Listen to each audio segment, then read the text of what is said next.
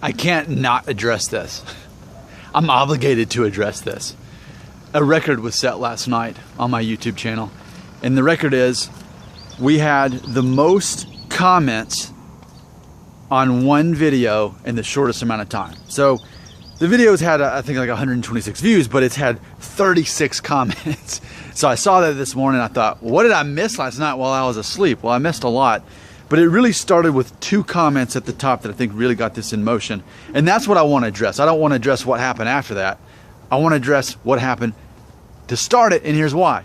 As you know, one of the things that makes this channel unique as a hair loss channel is that it's a very interactive channel. So much of what I say is not from my brain, but instead from yours. And that helps the free market realize, oh, I actually am playing a part into this. This isn't just me listening to a guy talking about hair loss. So if this was so inspirational, then I should definitely address it and give my perspective on it. Here we go. So the video was called Decimated Forelock, Proof that Rosemary Oil is Not Helping Hair Loss. That was the video.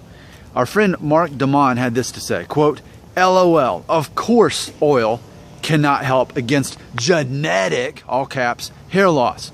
Only the subconscious mind can cure genetic hair loss. The subconscious mind can change your genetics, so your hair follicles will become unsensitive to 5-alpha reductase and DHT, end quote. Real quick, let's dissect that. So what he's saying fundamentally is that it's laughable, it's literally LOLable, the thought that rosemary oil would stop or slow down hair loss, but instead that your subconscious mind absolutely can change the genetics.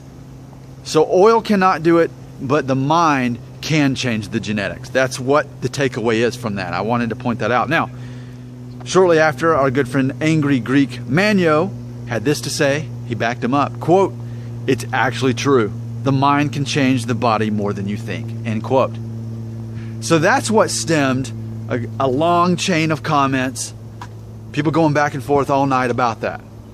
Now, what I'm not going to do is get in the middle of those 36 comments, but what I want to do is just simply tell my personal opinion on this concept. So just in review, the concept is my rosemary oil working to help with the hair loss? That was ultimately the question I posed yesterday. I'm still very skeptical on it, and I was just asking about that. So the response is it doesn't work, but if you have enough power in your mind, you can actually change your DNA. Okay? And the mind is a powerful thing.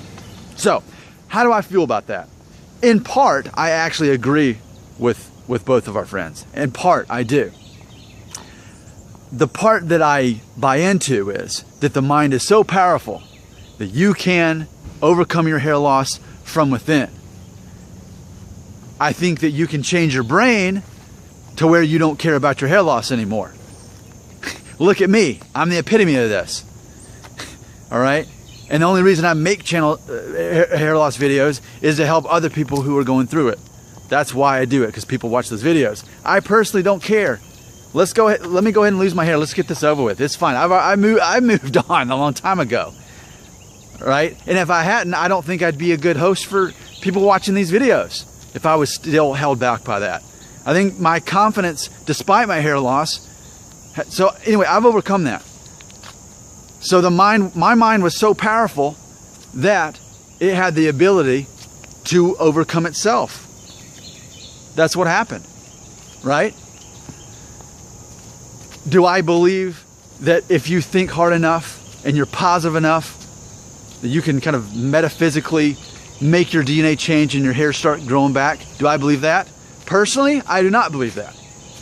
I'm not here to put down anyone who does believe that, because again, what have I said last week? Probably standing right here on these leaves. What did I say? I said that your hair loss reality, what you choose to believe, is reality for you. It may not be reality for the other people, But for you, that's your reality. That's the reality you choose to live in. Who am I to say otherwise? I'll tell you what I believe, but I'm not going to tell you that you're wrong. Because if I've got 2 people out of 2,000 who believe that they can regrow their hair by the Jedi Force, because that's my best understanding of what we're talking about. It sounds metaphysical. It sounds very much Jedi. And hey, and I know that one of the recognized religions in America now is the Jedi religion. So there's people who, so whether it's the Force, whether it's metaphysics, whether it's the mind is a powerful thing, I'm not saying that that's what I believe, but I recognize that people do believe that. Let them believe that. Let's see how it works out for them. If it works, then we're going to see a lot of Norwood wins all of a sudden. And they're going to say, hey, what's your secret? And they say, hey, the power of the mind. I changed my DNA. I overcame my genetics over positive thinking.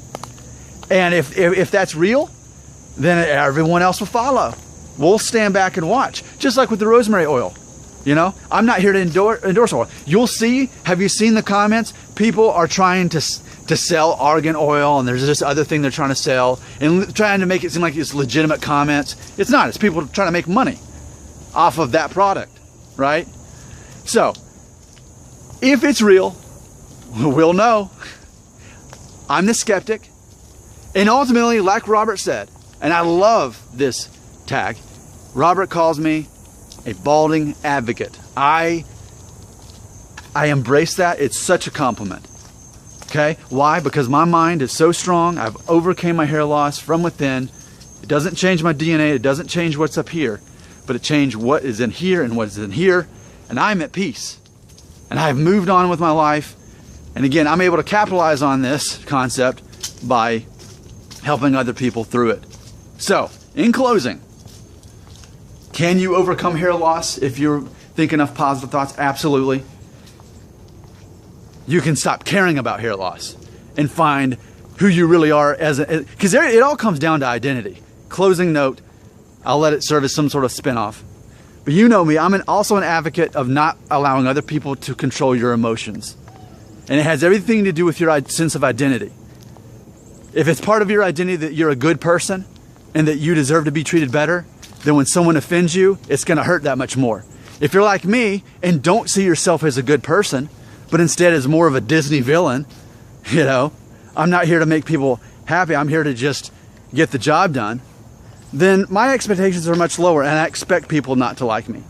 So when they don't like me, I'm not surprised. I'm like, yep, that's true to my character. I'm the villain, I'm the bad guy. I'm too truthful with people. I'll tell people I make YouTube videos ultimately because I make money from it. That's what inspires me to do it. And I get really involved in it. And I love connecting with people. But it's part of my identity. I'm the bad guy, and I know that. But it all comes to your identity. If your identity is someone who has to have confidence through hair, then that's always who you're going to be. And I have a feeling the next video I make is going to be about just that.